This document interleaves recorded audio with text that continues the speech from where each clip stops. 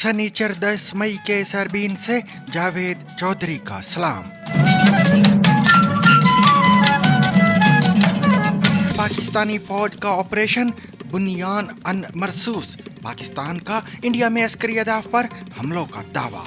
ہم نے میر صاحب پہل نہیں کی، جو کہ ہم نے کہا تھا پہل نہیں کریں گے، اور یہ ہم نے کل بھی یعنی ہماری جو پیشنس ہے، جو صبر ہے، وہ بالکل اس کی حد ختم ہو گئی تھی۔ انڈین فوج کا کہنا ہے کہ پاکستان نے 26 مقامات پر دراندازی کی، زیادہ تر حملے ناکام بنائے، مگر چند اسٹیشنز پر ساز و سامان کو نقصان پہنچا۔ انترراشٹری سیما اور LOC پر شری نگر سے نلیا تک 26 سے ادھک استھانوں پر ہوائی گھسپیٹ کے پریاس کیے گئے۔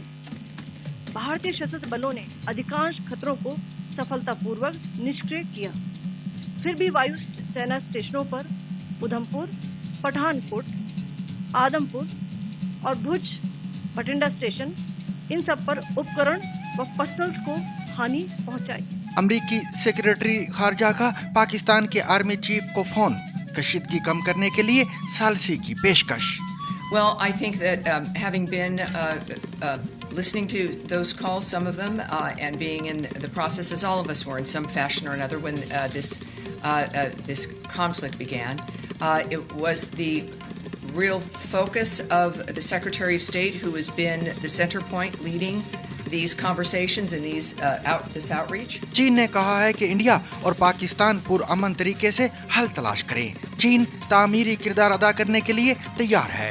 I am not familiar with the matter you mentioned. As a matter of principle, I would like to add that China's resolve to safeguard its legitimate rights and interests will not change. سعودی وزیر مملکت برائے خارجہ امور کا دورہ India اور پاکستان۔ سعودیہ کا کہنا ہے کہ دورے کا مقصد دونوں ملکوں کے درمیان جاری فوجی کشیدگی کو روکنا ہے۔ پٹھان کوٹ پر پاکستان کا حملہ، مقامی شہریوں نے 8 اور 9 مئی کی درمیانی رات کیا دیکھا؟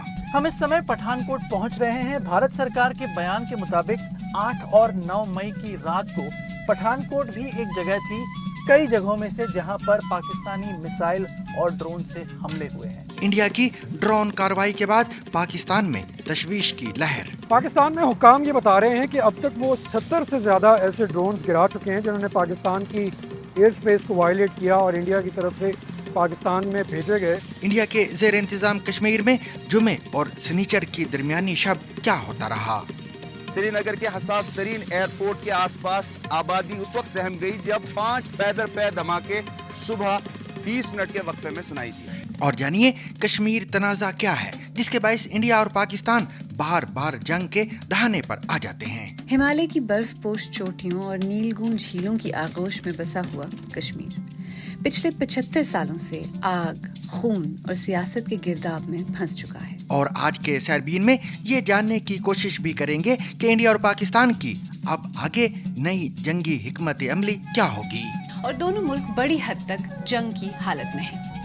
اس کانٹیکس میں آج سیربین میں دونوں ملکوں کی وار اسٹریٹجی یا جنگی حکمت عملی پر بات کریں گے اور 2 اہم سوالوں کا جواب دینے کی کوشش کریں گے۔ اور یہ بھی جانیے کہ گولہ باری یا ڈرون حملے کی صورت میں آپ خود کو کیسے محفوظ رکھ سکتے ہیں۔